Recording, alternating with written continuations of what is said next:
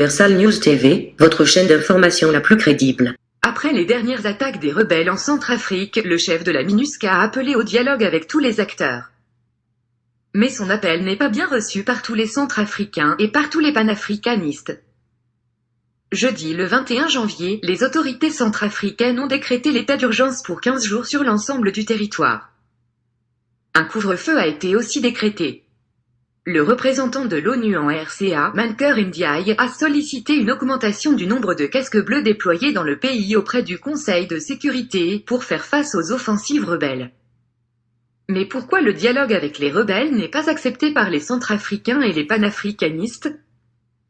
Suivons maintenant le décryptage de la situation par le docteur Bertrand Tatinda et le président Bandakani qui sont sur le plateau d'Afrique Média. Suivons. Alors Bertrand Tatinda, sans transition, donc nous allons passer à la Centrafrique. Et je vous pose tout bonnement la question. Aujourd'hui, une partie de l'opposition politique demande au président élu, légitime de Centrafrique, d'ouvrir le dialogue, rejoint ainsi ceux qui ont pris les armes, notamment les rebelles multirécidivistes. Et je vous pose la question, faut-il aujourd'hui en Centrafrique ouvrir un autre débat avec les rebelles? Le président centrafricain a répondu à cette question hier. Vous savez, la question centrafricaine, c'est une question qui nous tient énormément à cœur. Nous avons plus de 750 km de frontières avec la Centrafrique. Et les dialogues en Centrafrique, il y en a eu. Le premier dialogue, c'est en 1962. On va aller à chaque fois que la France va déporter un président, l'assassiner, l'égorger.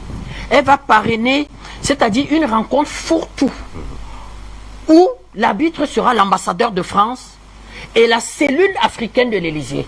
Certains présidents y mettront même leur fils. J'ai toujours ici appelé une ordure, un certain Jean-Christophe. Il sera même là, c'est-à-dire, papa m'a dit, le fils à papa va parrainer cette histoire. Ça va amener la Centrafrique dans cette histoire. Le président Touadéra a été extraordinaire et clair. Il répond à cette question. Il y a deux visions qui s'affrontent. Est-ce qu'il faut déchirer les accords de Khartoum? Est-ce qu'il faut continuer avec Khartoum? Le président Touadéra est clair. On continue avec Khartoum, avec véritablement les républicains, les forces vives de la nation. Question pour vous, Bungu. Les rebelles sont républicains?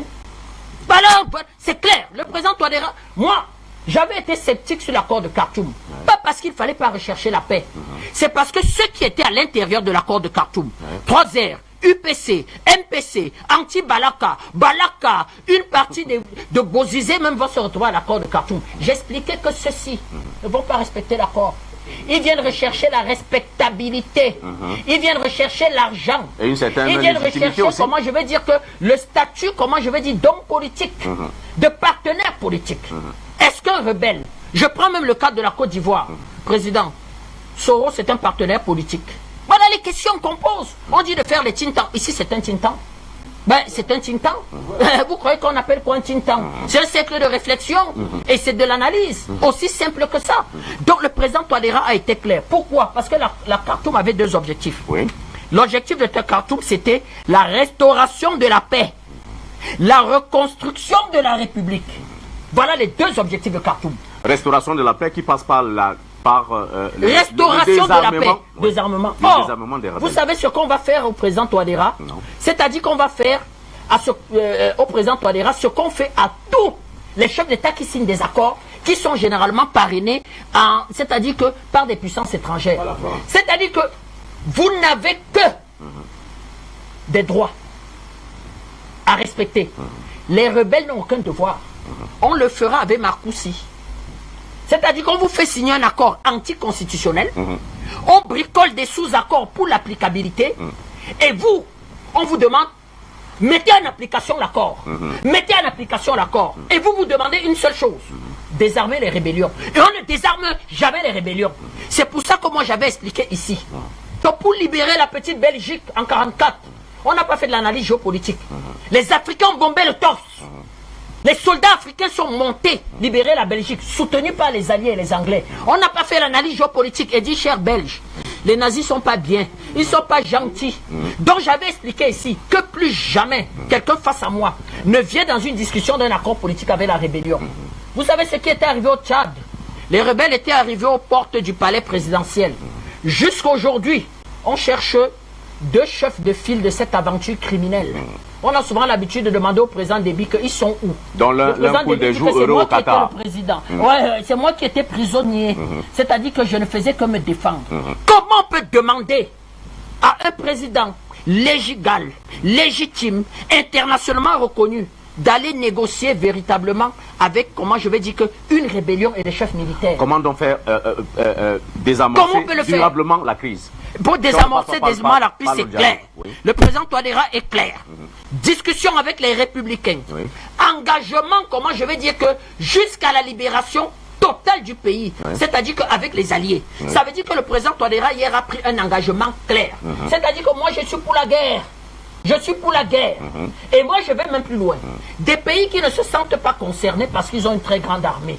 Moi, j'ai envie d'expliquer que moi, j'ai vu Monsieur Le Drian devant le Sénat français brandissant une lettre et dit que voici une lettre écrite et signée d'un président qui a une grande armée me demandant d'intervenir avec mon aviation. Il le brandissait. Et moi, sur ce plateau, je vais crier, Monsieur Le Drian, vous êtes un menteur. Rendrez la lettre publique.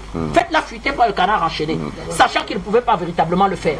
Donc, vous voyez, donc, pour expliquer que tout le monde, de fait, doit taire, comment je vais dire, que les complexes idiots. Pourquoi? Parce que je vous donne une information. Oui. Il y a de cela 1 heure de temps. Les FACA viennent de libérer Bossem Télé. Les FACA. Ces enfants sont extraordinaires. Donnons leur palmarès. Ils ont libéré Baïki, Danana, Sibout, Grimarit, Barili, Boda, où M. Bozizé a échappé de justesse. Bossem Délé, Yaloké et Bossem Télé il y a quelques heures. Ça veut dire que avant ça, Bangassou. Bangassou. Si nous donnons les moyens aux FACA, si nous les soutenons, ils seront aussi braves que les enfants du Bir camerounais, que les enfants de l'armée tchadienne. Donc, M. Touadéra ne commande pas le soutien militaire. J'étais allé plus loin en expliquant que ce qu'on appelle l'embargo, c'est un torchon. Et comment je vais dire qu'un acte administratif des corrompus de l'ONU. Regardez l'alliance militaire que le président Touadéra signe. Il signe une alliance militaire avec la Russie, avec comment je vais dire que le Rwanda et avec ses partenaires de la CEMAC. Et une à une, chaque jour, ces villes sont libérées. Chaque jour. Et c'est ce que nous demandons. D'aller dans ce sens-là. Merci. Donc, plus jamais en Centrafrique, on ne prendra le pouvoir de la façon, comment je vais dire, la plus satanique que ce soit. Plus jamais un gouvernement d'union nationale avec des criminels et des voyous. Ça ne se fait dans aucun pays au monde. Le Tchad est devenu stable quand un homme fort est venu mettre les institutions, a pacifié le pays et a instauré véritablement un dialogue politique. Il n'a plus jamais discuté avec des criminels. Merci. On ne doit pas le dire au président Touadéra. Merci. Je voulais donc filer très rapidement. Je reviendrai à vous. Je vous ai promis, André Lutin Mécan. Ne vous en faites pas. Je reviendrai à vous, soyez-en rassurés. L'enjeu n'est pas au dialogue. Et vous pensez que, pourtant, Ahmad Haroun Larry parle de négociation. Négociation pour négocier quoi? Ouais. Il y a cette tendance de la France et ses relais locaux à ne pas appeler dialogue toute dynamique dont ils n'ont pas l'initiative. Mais mon frère Larry là, que je respecte beaucoup là, il parle de quoi? Vous êtes déjà fait quoi depuis? C'est quoi? C'est l'unilogue. C'est que la France dit, dès que la France n'est pas derrière l'initiative, dès que ces bandits-là ne sont pas derrière l'initiative, ce qui est fait par les États, c'est pas le dialogue. Ils méprisent ça, c'est pas le dialogue, ils méprisent. Et quand ils sont en position de faiblesse, ils disent qu'on veut dialoguer. Pour vous endormir. Mais il y a des cas concrets. Madame Larry, c'est que lui-même il a dit au Tchad, le président Déby ne parle pas avec les gens qui sont armés. Il le sait, il a dit lui-même, mon frère Harry, qui est très brillant d'ailleurs. Il a dit lui-même que le président ne parle pas avec les gens armés. Vous déposez les armes, vous venez vous asseoir. Et c'est lui seul qui a les armes. Oui. C'est ce qui s'est passé au Tchad. Et encore, ce n'est pas lui seul. C'est l'État qui a les armes. C'est ce que je te dis. Donc il est le représentant légal et légitime. C'est ce que tu as dit. Absolument. Et nous on le soutient pour ça, non? Oui. De quoi est-ce qu'on parle? Mais c'est quoi cette affaire? Qu'un président, il a passé sa vie à dialoguer. Depuis qu'il est président. Mais qu'est-ce qu'on appelle dialogue alors à la fin? Quand Paris est à terre, actuellement là, le rapport de force n'est pas à sa faveur. Ses agents sont en fuite. Ce que la armée et tout, c'est Paris qui dit, à travers les rebelles qui veut négocier. C'est Paris. Depuis longtemps, quand on a demandé qu'on lève l'embargo, Quand le président Touadéra discutait à Khartoum, on lui dit que non, comment les rebelles ont 2 tiers du territoire. Voilà ce qu'on lui a posé comme argument. Hein. Que non, ils ont 2 tiers du territoire. Vous écoutez ça? C'est ce qu'on a fait à M. Gbagbo. Lorsque Gbagbo a repris les choses en main, il a lancé l'opération Unité. Qu'a fait la France? La France a vu que cette opération devait finir avec la rébellion. La France a compris que non, il faut diminuer les forces militaires du président Gbagbo pour rendre la rébellion plus forte que lui. Ils ont tué les soldats français et ils ont mis sur sa tête les morts, le banquet. C'est la France qui a tué les soldats. Maintenant, il n'y a plus de débat là-dessus. Pour mettre ce baquet et aller écraser sans débat, sans enquête, les militaires Sukhoi qui donnaient une supériorité à M. Gbagbo. Et après ça, elle a lancé quoi? Marcoussi. Vous comprenez? Elle a dit maintenant, viens dialoguer. Or, toutes les initiatives que Gbagbo avait prises, elle me posait que ce n'est pas le dialogue. Ce qui se passe en Centrafrique, M. Bougou, il se passe en Centrafrique que les agents de la France sont en perdition. Parce qu'au lieu de dialoguer, justement, ils ont dit qu'ils vont prendre les armes. Et cette option ne marche pas. Monsieur Bozizé n'est pas venu dialoguer. Monsieur Meka vient de vous le démontrer. C'est-à-dire que avant les élections, il y a eu Khartoum. Il n'était pas à Khartoum, Bozizé. Est-ce que Bozizé n'était pas à Khartoum? Il avait ses représentants, il était là. Il était là. Mais qu'a-t-il fait? Il a signé à Khartoum. Il reste pas la signature. Ils ont paraphé les accords de Khartoum. Est-ce qu'il reste la signature, M. Boungou? Il faut pas piéger les gens. Maintenant que le président Touadéra et la dynamique panafricaniste qui se fait en Afrique centrale, elle est même globale parce qu'il y a la Russie. Maintenant que la France voit qu'elle est à terre, elle a fini, elle dit non, je vais dialoguer. Non, on ne dialogue pas avec eux. Non, l'enjeu n'est donc pas le dialogue. Non, il faut rétablir la République. C'est quoi l'enjeu? La guerre. En 2 mots. La guerre. Je suis clair, M. Boungou. C'est la guerre. C'est la guerre. J'ai dit depuis. Qu'il ira à la guerre jusqu'à la libération. Depuis, Boungou. On ne fait plus. Mais regardez mes anciennes émissions. J'ai dit qu'il faut nettoyer les rebelles. C'est le nettoyage. Moi, je suis clair. L'Afrique centrale, le golfe de Guinée ne sera pas en paix tant qu'il va rester un seul survivant de ces agents français. Monsieur Boungou. Vous comprenez? Je termine. Vous voyez la France. Alors je parle. Monsieur Macron demande à l'Europe de dialoguer avec la Russie. Il dit, malgré l'affaire Lavani, comme ça a échoué, et que ce minable, ce voyou est en prison, c'est sa place là-bas, et qu'on a chassé des ambassadeurs qui sont allés marcher avec lui, Macron dit, je vous ai dit, dialoguons avec la Russie. Mais Boungou, mais quel est l'enjeu du dialogue entre l'Europe et la Russie? Vous voulez pas le voir? C'est l'Afrique. Mais c'est l'Afrique. Monsieur Macron veut convaincre les Russes de s'asseoir pour une nouvelle conférence de Berlin qui ne dit pas son nom contre l'Afrique. C'est cela qu'il s'agit, monsieur Boungou. Parce qu'ils savent que tant que la Russie est dans cette option-là, ils ne peuvent pas s'en sortir. Mais il faut que les Africains se réveillent rapidement. Avant qu'ils ne soient tout. Maintenant que la Russie, il y a une convergence géopolitique avec la Russie.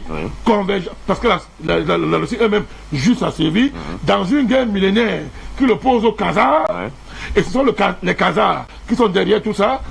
Maintenant que la Russie, pendant que Poutine est encore là qui comprend ces enjeux, M. Boungou, il faut nettoyer ces gens-là, en finir avec eux, et, comment on dit ça, consolider le panafricanisme militaire, qui est la seule voie de salut.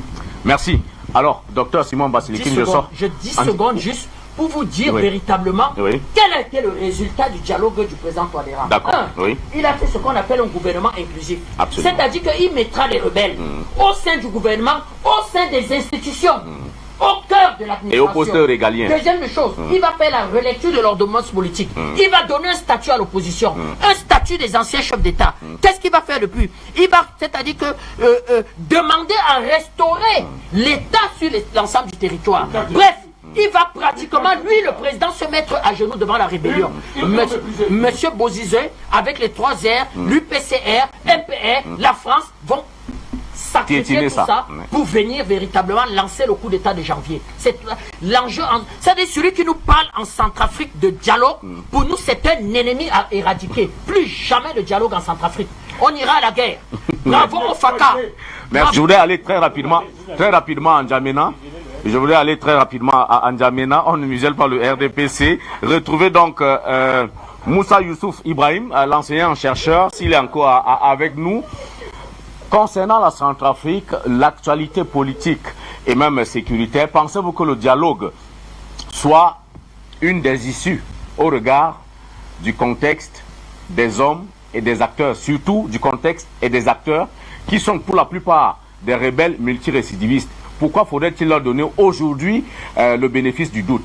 Est-ce qu'il y a cette possibilité-là même d'abord de leur donner le bénéfice du doute, de se dire ils pourront rentrer dans le rang avec un énième dialogue? Est-ce possible?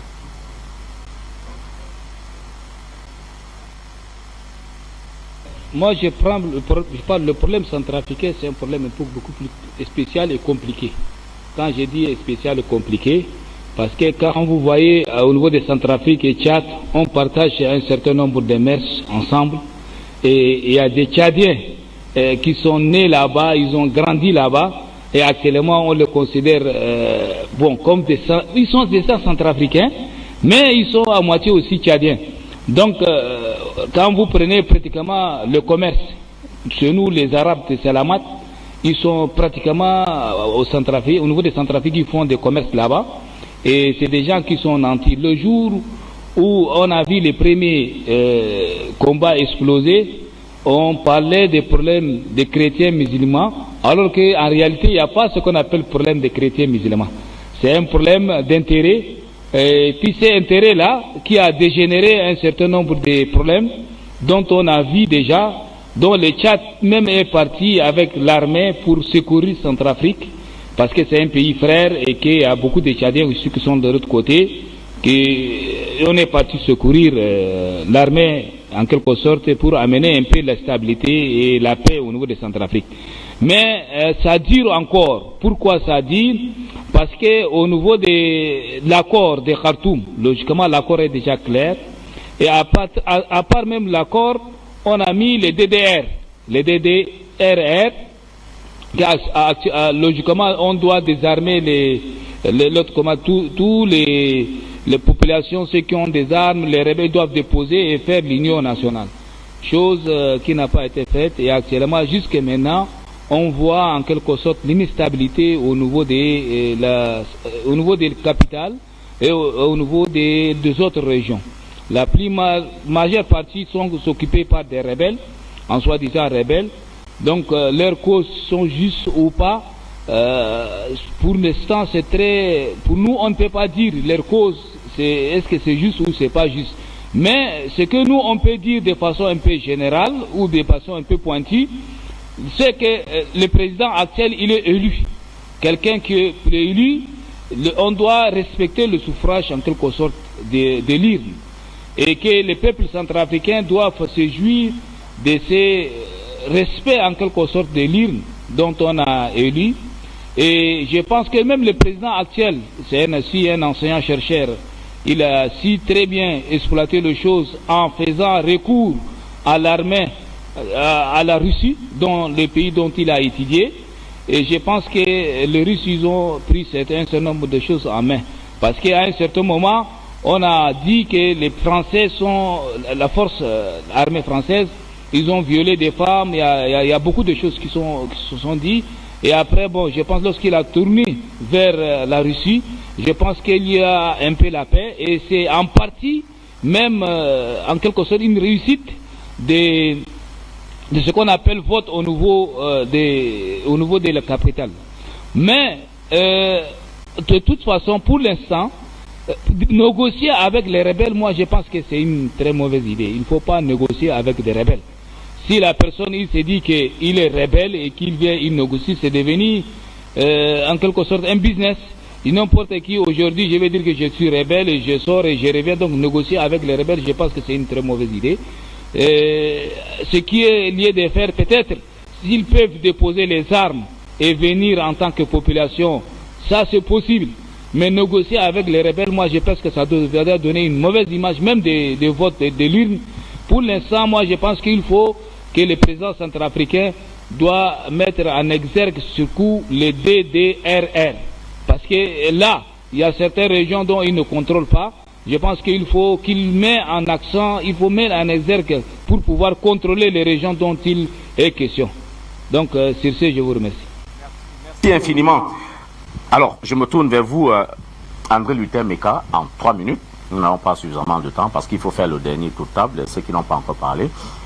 En Centrafrique, d'aucuns réclament à corps et à cri un dialogue, j'allais dire un autre dialogue, parce qu'il y en a eu des dialogues en Centrafrique.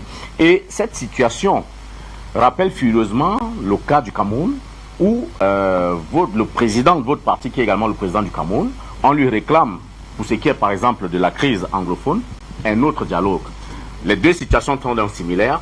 Est-ce que le dialogue est une panacée? Monsieur Bongo, quand nous venons ici, Oui. c'est par rapport à une mission précise. Une mission? Vous êtes missionné alors? Non, une mission précise de la conscience africaine. Vous me découvrez ici, moi je suis panafricaniste. Non, non, ça je le savais. Je voudrais vous dire qu'il y a 2 programmes suicidaires pour l'Afrique. Oui. Le premier programme, effectivement, c'est d'éradiquer les Africains pour un retour des colons en Afrique. Quand le professeur Fabien Kangé me le disait il y a 15 ans, je doutais. Il me disait quoi? Il me disait que l'Afrique, qui vient de Apka, qui veut dire cœur du monde, est au-delà des mers. Alors que le continent européen va vers les mers. Et ce continent va disparaître. Et effectivement, les Blancs, appelons ça comme ça, sont en train de préparer un retour en Afrique. Et c'est pour ça qu'ils fabriquent tous ces vaccins-là pour éradiquer l'Afrique pour leur retour en Afrique. C'est-à-dire que l'Afrique, c'est la terre de l'avenir. C'est la terre promise, la terre de refuge sans les Africains. Et il y a un livre, L'Afrique sans les Africains, qui est en programme. Et d'ailleurs, il y a un deuxième programme, c'est que l'Europe est en ruine, est en faillite. Et l'Afrique est un grenier d'or, un grenier de richesse. Et pour se servir, il faut, par tous les moyens, mettre toutes les crises, toutes les guerres pour pouvoir s'emparer de l'Afrique. Et c'est ce deuxième programme qui est en train d'avoir lieu, avec toutes les crises que vous voyez là. C'est pour ça que quand vous me donnez pas la parole, je suis très inquiet, parce que je viens ici en soldat. Je voudrais vous dire que ce que vous devez savoir... Non, je vais vous dire que ce que nous disons ici, moi je le dis, ce que moi je dis, je le dis à mon propre compte, parce que cela ne regarde pas le RDPC. Parce que la position du RDPC, c'est une position diplomatique. Je voudrais vous dire que toutes les positions qu'on prend ici, les Français ont pris cette position. Les Français ont désavoué l'affaire de Barkhane. En 2013, ils étaient 73% favorables. Aujourd'hui, ils sont près de 50% qui sont radicaux, ils refusent Barkhane. Il faut qu'on le dise. Ils demandent qu'on rapatrie les Président, il faut qu'on le dise. C'est important de le dire. C'est important de dire que le 16 juillet 2014, il y a eu une convention, un accord de défense avec le Mali. Cet accord de défense disait quoi? L'entraînement, l'équipement et les échanges d'informations.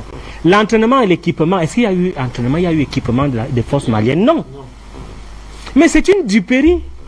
C'est une duperie. Il y a eu 1230 milliards pour la formation de l'armée malienne. Est-ce que ça a eu lieu? Non. C'est une duperie. Pour vous dire quoi? Pour vous dire que cette affaire que vous voyez de dialogue, c'est une affaire où, si on assiste à cette affaire, on assiste au dépaissement de l'Afrique. Je reviens là-dessus. Le dialogue alors?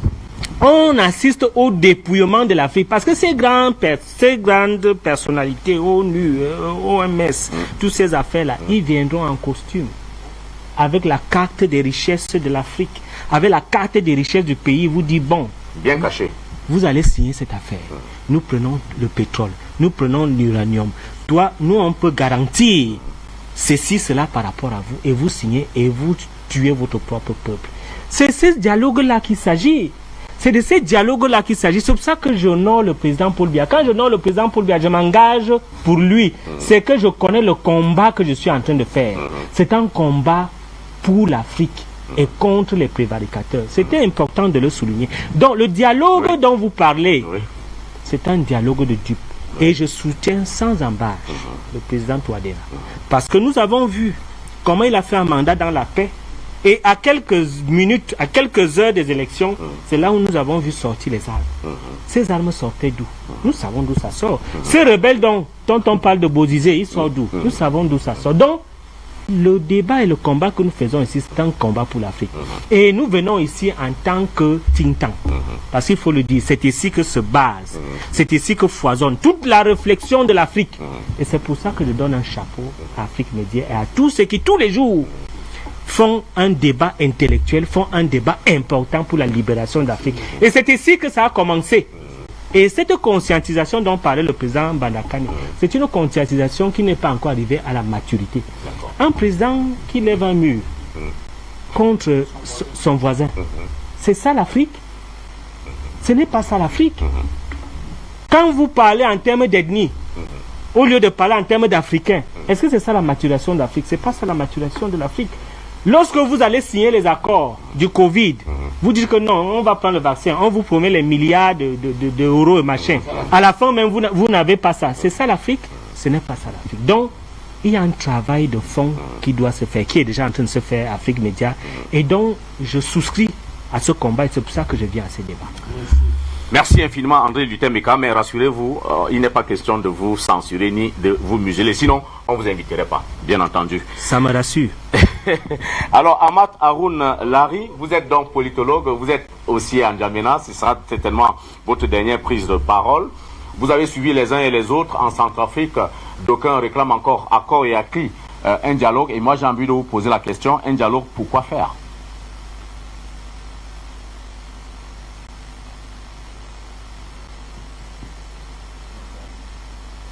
Et la paix, on la recherche à tout prix. Nous, au Tchad, on a eu cette expérience. Lorsque vous êtes fort, vous pouvez imposer votre volonté. Mais lorsque vous n'êtes pas fort, vous êtes menacé, harcelé partout, c'est mieux de négocier. Donc, lorsqu'on négocie, ce n'est pas la faiblesse. Parfois, c'est le plus fort qui va négocier. Nous, au Tchad, on a eu à un moment donné, on dit la main tendue du maréchal pour négocier avec les rebelles. Mais après qu'on a écrasé tous les rebelles, le maréchal était clair. Déposez les armes, revenez pour faire face à la justice. Il y a d'autres qui ont demandé l'amnistie. Si la République centrafricaine, les terroristes, les rebelles Bozizé et autres déposent les armes pour faire face à la justice, moi je dis c'est mieux parce que la paix n'a pas de prix. On les a vaincus, s'ils veulent revenir pour faire face à la justice, pour venir être amnistiés et déposer les armes, moi je pense que c'est mieux que de voir des milliers de réfugiés centrafricains, des réfugiés internes et des réfugiés qui se retrouvent dans les pays voisins. Le dialogue est permanent. Vous avez vu de l'autre côté au Cameroun, la RDPC est toujours là pour la main tendue et pour le dialogue avec les opposants politiques, pour le développement du Cameroun. De la même chose, le patriarche Paul Biya a toujours fait et tendu les mains à ces séparatistes de l'autre côté, manipulés pour la déstabilisation du Cameroun. Donc le dialogue, moi je pense que le président Teodora doit prendre l'exemple du maréchal du Tchad et du président Biya de dialoguer avec ceux qui aiment la paix pour revenir faire face à la justice. Et de dire à ceux qui ne veulent pas dialoguer que les FACA sont là pour les mettre en déroute et pour les éliminer s'il s'agit de l'intégrité territoriale de la République centrafricaine. Il y a un autre dialogue qu'il faut entamer avec la société civile à l'interne et les partis politiques d'opposition qui sont là à la République centrafricaine, qui ont contesté les élections, on les appelle aux tables de négociation. Théodora a gagné les élections, tout le monde a reconnu, c'est transparent, mais c'est à lui de voir comment consolider la paix dans son pays.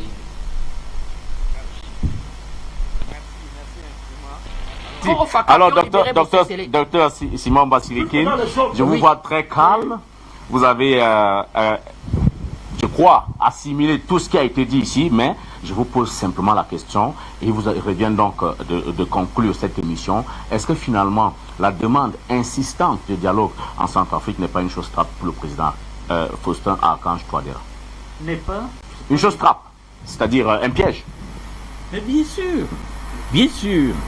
Vous savez, je vais rappeler un fait historique. 1940, le général de Gaulle n'est qu'un colonel parmi les 200 que comptait alors l'armée française.